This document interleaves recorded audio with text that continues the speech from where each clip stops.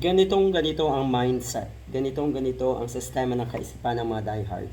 O eto, sinabi nung isang DDS, paano daw kung tanungin ng mga bangko, bakit daw si Sara Duterte lang ang kinakailangang maglabas ng bank account record?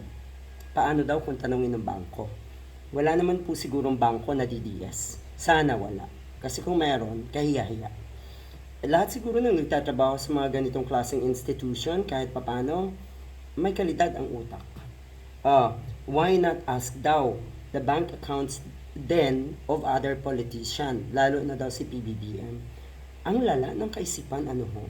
Sino ba ang may kaso? Si Sara Duterte.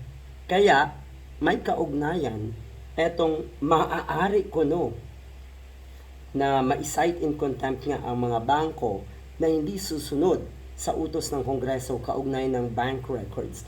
Yan ang relevance nun. Yan ang kaugnayan nun kay Sara Duterte. Siya ay may kaso. Hindi siya sinisingle out.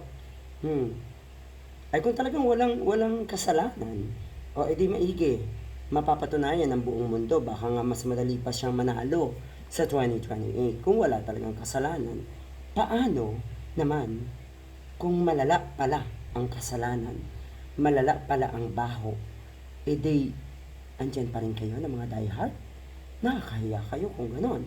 Ang sinasabi kasi na itong or ng ibang mga diehard, yung mga political observers ko ng mga DDS, isang fishing expedition daw ito, ang hakbang na ito, dahil umano'y kulang pa sa matibay na ebidensya ang mga aligasyon laban sa Vice Presidente ayon sa kanila.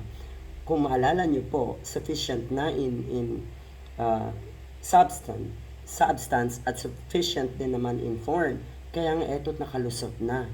At ang malala, sana kung mabigat daw ang akusasyon, mas mabigat din sana ang paliwanag.